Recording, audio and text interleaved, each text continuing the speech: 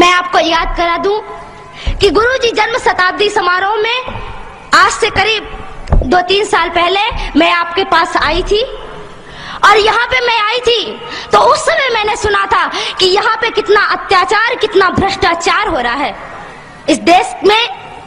हमने जिसको रहने की शरण दी, हमारा भारत इतना महान कि कहता है सभी को कि आओ हमारे पास रुको, सभी को आसरा दिया, सभी को शरण दी, पर यहाँ के लोग ही जिनको हम शरण देते हैं वही हमारे साथ गद्दारी करते हैं। क्यों? क्योंकि हिंदू सीधा साधा और सरल है। हमारे देश में इतना अत्याचार और इतना भ्रष्टाचार फैला हुआ है, किसके कारण? केवल हम लोगों की शांति के कारण। अभी आपने सुना होगा बहुत से लोगों से कि कहते हैं कि आजकल कहते ना लोग कि शांति का अब जमाना नहीं रहा कि माला लेकर बैठ जाओ बस शांति हो गई। आपने गाना सुना होगा, मुझे माफ करिएगा जो इस गाने के अनुयायी होंगे, एक गाना बजता है कि दे दी हमें आजादी बिना खड़ग बिना ढाल, साबरमती के संत तूने कर दिया कमाल। तो ये गाना मुझे बिल्कुल पसंद नहीं है, क्योंकि इसमें आया कि दे दी हमें आजादी बिना खड़ग बिना ढाल। अरे कैसे खड़ग बिना ढाल के बिना आजादी मिल गई? कितने कितने वीरों ने इस देश के लिए सिर कटाए हैं तब हमको आजादी मिली है, बिना लड़े आजादी नहीं मिली है। अरे बिना लड़े आजादी मिल जाती तो राम कह देते ना कि अगर चरखा ले लो और सूत काटो और रावण को पसंद आ जाएगा सूत तो रावण सीता को लौटा देगा वापस। क्यों नहीं राम ने चरखा पकड़ा दिया सबको? तो केवल चरखा पकड़ने से और सूत काटने से आजादी नहीं मिलती, और शांति का भाषण देने से आजादी नहीं मिलती। राम ने अपने प्रत्यंचा पर अपनी धनुष पर तीर चढ़ाया और रावण के संग वध किया, तब माता सीता वापस आई। हिंदुओं, आप राम बनो और अपने धनुष को तैयार कर लो, और तभी इस देश से आतंक नष्ट विनष्ट होगा। आप सभी लोग तैयार हो जाइए। और मैं आपको एक बात कह दूं कि आज आप सभी लोगों को तैयार होना है। जब इस देश में 26 जनवरी को स्वतंत्रता का संग्राम मनाया जा रहा था, आजादी का संग्राम मनाया जा रहा था, चारों ओर खुशियां ही खुशियां थी, तब कश्मीर की केसर की क्यारियों में बारूदी सुरंगें फोड़ी जा रही थी। भाड़े से आए हुए कितने आतंकवादियों ने पता नहीं कितने निरपराध आदमियों को, कितने मासूमों की हत्या कर दी। तो वहां पर किसी नेता ने आंसू नहीं बहाए, पर बाबरी का ढांचा गिर जाने पर रोने वाले नेता छाती पीट पीट कर रोते थे। ऐसे छाती पीट रहे थे जैसे रावण के मरने पे मंदोदरी ने भी अपनी छाती नहीं पीटी होगी।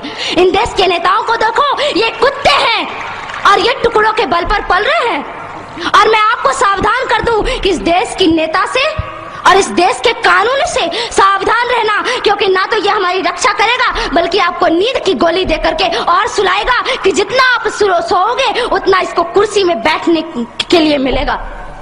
इस देश के नेता कली बेच देंगे, चमन बेच देंगे, धरा बेच देंगे, गगन बेच देंगे। अगर तुम यूं ही सोए रहे राष्ट्रभक्तों तो ये बांट के भिखारी सारा वतन बेच देंगे, नीलाम कर देंगे मेरे देश को। इसलिए इस देश को नीलाम नहीं करना है, आप सभी लोगों को तैयार होना है, मुट्ठी बांध करके कहना है कि भारत देश हमारा है, हमारा था और हमारा ही रहेगा। और इस भारत देश पर किसी ने आंख उठा के देखी तो उसकी आंखें नोच ली जाएंगी, उसकी आंखों को नोच करके गिद्धों के सामने फेंक दी जाएगी। इसलिए आप सभी लोगों को तैयार होना होगा। आज मैं आपको बता दूं कि इस देश में क्या हो रहा है। आज भी आप जाइए कश्मीर में तो वहां किसी हिंदुओं को चैन से जीना नहीं मिलता। कश्मीर में कश्मीर के लोगों को मार मार कर भगाते हैं। लोग घायल अवस्था में जम्मू के और दिल्ली के फुटपाथों पर लेटे हुए हैं। हमारा नेता कभी भी ये पूछने नहीं आया कि तुम्हें क्या तकलीफ है, तुम्हें क्या परेशानी है। कोई भी वहां पे पूछने के लिए नहीं जाता। पर मैं आपसे कहती हूँ कि आप तो हिंदू हैं, एक हिंदू दूसरे हिंदू की पीड़ा समझ सकता है। मैं आप लोगों से कहना चाहती हूँ कि अब आतंक का नष्ट होना चाहिए। इस देश से आतंक का नष्ट तभी होगा जब आप सभी लोग तैयार होंगे, आप सभी लोग खड़े होंगे। क्यों? हमारे देश में राम सेतु पर ऐसा राम सेतु और भगवान श्री राम द्वारा बनाया गया वह सेतु, उसको तोड़ने की बात कह दो कि जिस हाथों से राम सेतु टूटेगा उन हाथों को हम काट कर फेंक देंगे। और जो हमारे देश में हमारे राम का नहीं वो हमारे किसी काम का नहीं। जो राम से नहीं मिल सकता वो हमसे भी नहीं मिल सकता, और उसको लात मारकर इस देश से बाहर निकाल देना है। और मैं आप लोगों से कहना चाहती हूँ कि सभी लोग तैयार हो जाइए। बस भगवान श्री राम हमारी प्रतीक्षा कर रहे हैं। भारत माता अपनी बाहों को फैलाए हुए है और कह रही है कि मेरे बेटो, मैं तुमको गले से लगाने के लिए तैयार हूँ, पर एक शर्त पर। जब तुम इस देश को, इस भारत भारती को पुनः विश्व गुरु के पद पर प्रतिष्ठित करोगे, तब भारत माता आपको चैन की नींद सुलाएगी। कृष्ण ने गीता में महाभारत के युद्ध के समय पे शंख बजाया। केवल कृष्ण को बांसुरी नहीं बजानी आती, कृष्ण शंख भी बजाता है। और कृष्ण ने शंख बजाया और शंख बजा करके कहा कि इस देश में पहले शंख बजा करके सबको जागृत करो, और जब सब जागृत हो जाए तो फिर चैन की बांसुरी बजाना, फिर चैन से बैठ जाना। पहले राम का धनुष बाण उठा करके इस देश से रावण को खत्म कर दो, फिर कृष्ण की बांसुरी बजाने के लिए बैठ जाना। भारत माता तो स्वयं तैयार बैठी है और हमें डराया जाता है। दूसरी बात, अभी मैंने आपको कहा कि कुछ तो भय में लोग संप्रदाय जातियों को बदल देते हैं और कुछ लोग डर के मारे। तो आप बता दो, आप कौन हो? अरे शेर कौन होता है? जंगल का राजा होता है ना। और शेर को किससे भय होता है? अरे आप शेर है, शेर को किसी से डर नहीं होता। बता दो उन मुल्लों को, पाकिस्तानियों को, कि हम डरते नहीं अणुबम्बों से, विस्फोटक जलपोतों से, हम डरते हैं ताशकंद शिमला जैसे समझौतों से। सियार भेड़िए से डर सकती सिंहों की औलाद नहीं। भरतवंश के इस पानी की है तुमको पहचान नहीं। आइटम बम बना करके तुम किस्मत पर फूल गए। 65, 71 और 99 के युद्धों को शायद भूल गए। तुम याद करो, अब्दुल हमीद ने पैटर्न टैंक जला डाला, हिंदुस्तानी नेटो ने अमरीकी जेट जला डाला। तुम याद करो, गाजी का बेड़ा झटके में ही डुबा दिया, ढाका के जनरल नियाजी को दूध छठी का पिला दिया। तुम याद करो 90,000 उन बंदी पाक जवानों को। तुम याद करो शिमला समझौता, इंदिरा के एहसानों को। पाकिस्तान ये कान खोल कर सुन ले कि अब की जंग छिड़ी तो सुन ले, नाम निशान नहीं होगा। कश्मीर तो होगा लेकिन पाकिस्तान नहीं होगा। लाल कर दिया लहू से तुमने श्रीनगर की घाटी को। किस गफलत पर छेड़ रहे तुम सोई हल्दी घाटी को।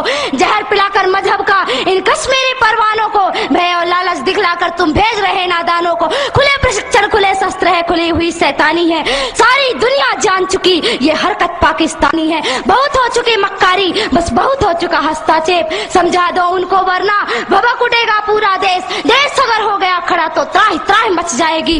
पाकिस्तान के हर कोने में महाप्रलय आ जाएगी। क्या होगा अंजाम तुम्हें इसका अनुमान नहीं होगा। कश्मीर तो होगा लेकिन पाकिस्तान नहीं होगा। ये आवाक्स, ये एटम बम पर हिम्मत कौन दिखाएगा? इन्हें चलाने को क्या बोले बाप तुम्हारा आएगा। अब की चिंता मत कर, चेहरे का खोल बदल देंगे। इतिहास की क्या हस्ती है, पूरा भूगोल बदल देंगे। धारा हर मोड़ बदल कर लाहौर से गुजरेगी गंगा। इस्लामाबाद की छाती पर लहराएगा भारत का झंडा। रावलपिंडी और कराची तक सब कुछ गारत हो जाएगा। सिंधु नदी के आर पार पूरा भारत हो जाएगा। फिर सदियों सदियों तक जिन्ना जैसा शैतान नहीं होगा। कश्मीर तो होगा लेकिन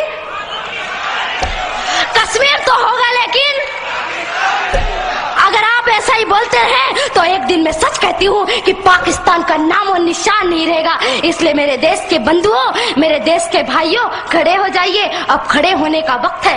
अरे क्या भूल गए कि आपके छिंदवाड़ा पे माता जगदम्बा के ऊपर मांस के टुकड़े फेंके गए और आप चुपचाप बैठे रहे? आपको चुप नहीं बैठना है, आपको तो उनसे टक्कर लेना है कि अरे तुम अगर मुझे ईंट से, तुम अगर पत्थर से मारोगे तो तुम्हारा जवाब मैं लोहे से दूंगा। और हम लोहे हैं, सिंहों की औलाद किसी से डरती नहीं है। इसलिए आज आपको खड़े होने का समय है। इस देश में कानून बनाया गया। कहते हैं कि राम मंदिर का मामला अभी तक नहीं सुलझा। राम जी का मंदिर क्यों नहीं बन रहा है?